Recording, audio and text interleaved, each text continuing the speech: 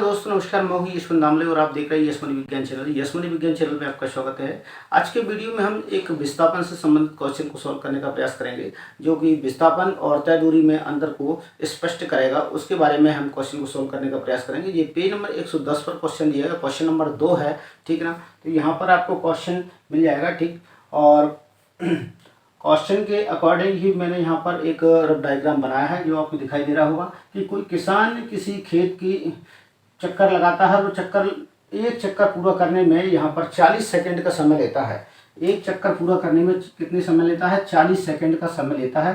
तो एक चक्कर पूरा करने का समय, तो यहाँ पर एक चक्कर बराबर 40 सेकंड का समय यहाँ पर लेता है।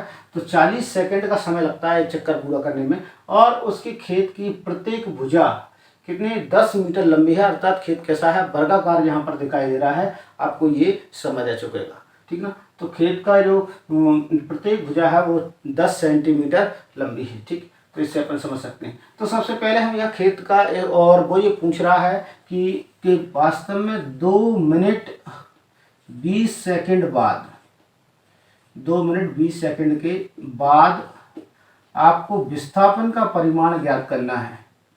विस्थापन का परिमाण ज्ञात करना है।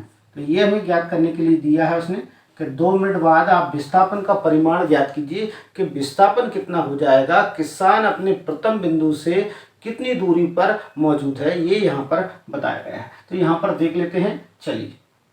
विस्थापन का परिमाण ज्ञात करना है। तो विस्थापन का परिमाण कैसे ज्ञात करेंगे? तो यहाँ सबसे पहले ले लेते हैं कि कोई भी किसान है, वो किसान ए बिंदु से सबसे पहले डी बिंदु पर चलता है, ठीक ना। और डी बिंदु के बाद वो जाता है, डी से सी बिंदु की ओर जाता है, सी बिंदु से बी बिंदु की ओर जाता है, और बी से जाता है ए बिंदु की ओर। तो इस प्रकार से वो राउंड में गति कर रहा है, ठीक ना। तो ये उसकी मूवमेंट्स होगी, गति हो जाएगी, ठीक ना। मूवमेंट होगी, ये उसकी गति कहलाएगी। तो यहाँ से हम सबसे पहले निकालेंगे कि वास्तव में उसे ए से डी तक जाने में कितना समय लगता है, और डी से सी तक जाने में कितना समय लगता है, और सी से बी तक जाने में कितना समय लग रहा है। तो यहाँ पर उसने दिया है कि एक चक्कर पूरा करने में 40 सेकंड का समय लगता है, और एक में कितने भाग हैं वर्गाकार में? 4 भाग होते हैं। तो यहाँ पर निकाल लेंगे, ठीक ना।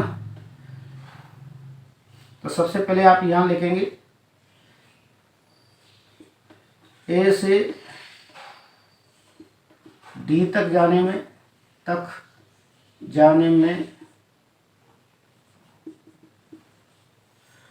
लगा समय, जरूरी नहीं है लेकिन फिर भी अपन यहाँ निकाल लेते हैं।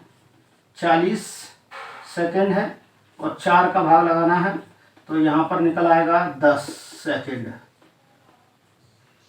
कितना निकल कर आ रहा है? 10 सेकंड का समय यहाँ पर निकल कर आ रहा है। इसे आप सेकंड लिख सकते हैं पीछे, 10 सेकंड, ठीक। तो 10 सेकंड का समय लगता है यहाँ से यहाँ तक चलने में, और डी से सी तक चलने में 10 सेकंड का समय लग रहा है, सी से बी तक जाने में 10 सेकंड का समय लगता है, बी से ए तक जाने में भी 10 सेकंड का समय उसे लग रहा है। अब यहाँ बात यह है कि समय 10 सेकंड में लग रहा है, तो सेकंड में ही हम पूरा समय निकालेंगे।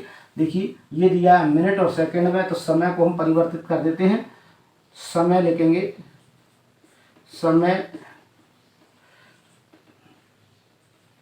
2 मिनट 20 सेकंड बराबर 2 में हम करेंगे 60 का गुणा प्लस 20 सेकंड को जोड़ देंगे, प्लस 20 सेकंड यहाँ पर जोड़ दिए। अब टोटल आंसर जो भी आएगा 60 दूनी 120 प्लस 20 सेकंड यहाँ पर लिखेंगे हम, तो ये हो जाएगा टोटल 140 सेकंड हो जाएगा, 140 सेकंड, ठीक। तो ये आ गया आपका 140 सेकंड यहाँ पर हमें प्राप्त हो रहा है। तो 140 सेकंड समय लगेगा टोटल, ठीक ना। कुल समय कितना लगेगा? 140 सेकंड। अब यहाँ पर 140 में हमें एक चक्कर पूरा करने में कितना समय लग रहा था? 40 सेकंड का समय लग रहा था। तो हम कुल चक्करों की संख्या निकाल लेते हैं। कुल चक्कर यहाँ से कितने लगे हैं वो हम यहाँ पर देख लेते हैं। ये आप मैं यहीं पे छोड़ देता हूँ इसे।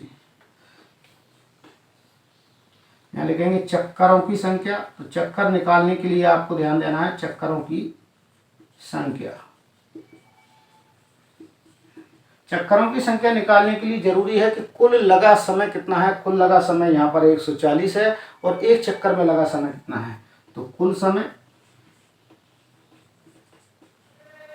यहाँ पे हम लिखेंगे कुल समय और एक चक्कर में लगा समय, एक चक्कर में समय। तो एक चक्कर में जो समय लगा है वो अपन यहाँ लिख देंगे। तो ये समीकरण यहाँ पर देख रहे हैं और समीकरण मान रखना है।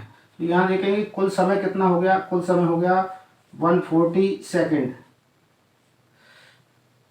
और एक चक्कर में समय कितना लगा है। एक चक्कर में समय लगा है यहाँ पर आपको दिखाई दे रहा है 40 सेकेंड। तो टोटल आंसर आएगा 3.5 चक्कर। तो इतने चक्कर किसान लगाएगा, अर्थात यहाँ से जो मूव करेगा तो एक बार, ठीक, फिर दूसरी बार, फिर इसके बाद तीसरी बार और फिर इसके बाद यहाँ आकर रुकेगा। तो ये इसका मेन पॉइंट कहलाएगा, यहाँ आकर वो रुक जाएगा, ठीक है ना। तो इतने समय में केवल वो यहीं आकर रुक पाएगा। तो यहाँ पर आप देख पाएंगे ये पॉइंट है और ये पॉइंट है, इन दोनों के बीच में हम खींच देते हैं एक विकर्ण, क्योंकि वह यहाँ पर आकर रुक गया है, ठीक। तो ये 3.5 चक्कर अर्थात 3, या आप इसे लिख सकते हैं 3 सही 1/2 चक्कर यहाँ पर लगाएगा। तो 2 मिनट 20 सेकंड में किसान द्वारा 3 सही 1/2 चक्कर पूरे किए जाएंगे और ये चक्करों की संख्या कंप्लीट हो गई। अब हमें ज्ञात करना है टोटल विस्थापन ज्ञात करना है। तो विस्थापन आप दो तरीके से ज्ञात कर सकते हैं, एक में लगभग मान निकल कर आएगा, दूसरे में संपूर्ण मान निकल कर आ जाएगा, ठीक ना। लगभग मान निकालना है तो आप ये आपने डायग्राम बनाया है, रेखा चित्र बनाएंगे, आप स्केल से नाप कर बनाते हैं। तो बीच वाले विकर्ण को नाप कर आप लिखेंगे। तो बीच वाले विकर्ण को आप नाप कर लिखते हैं, तो नाप कर लिखने पर आपको एक यहाँ पर निकल कर आएगा कि वास्तव में ये कितना समय इसमें हो गया है, ठीक है ना। तो यहाँ पर जो उत्तर निकल कर आएगा वो इसका लगभग उत्तर जो निकल कर आएगा वो 14.1 के लगभग इसमें आएगा। स्केल से आप इसे नापेंगे विकर्ण को तो 14.1 निकल कर इसमें आ पाएगा, लगभग के समथिंग, ठीक। यदि हम इसे वास्तविक रूप से सॉल्व करते हैं तो हमें इसमें पाइथागोरस प्रमेय लगाना पड़ेगा। तो पाइथागोरस प्रमेय हम यहाँ पर लगा लेते हैं, देखते हैं किस प्रकार से हम इसे सॉल्व करते हैं। चलिए, ये आपके सामने हो गया है। अब हम नेक्स्ट में पाइथागोरस प्रमेय के द्वारा हम इसे करें। इसका विकर्ण जो है, कर्ण जो है, जो हम ले लेंगे। तो आप पाइथागोरस प्रमेय जानते ही हैं, कर्ण का वर्ग बराबर, यहाँ हम लिखेंगे लंब का, आधार का वर्ग लंब का वर्ग, आधार का वर्ग प्लस लंब का वर्ग। यहाँ पर सबसे पहले लिया कर्ण का वर्ग।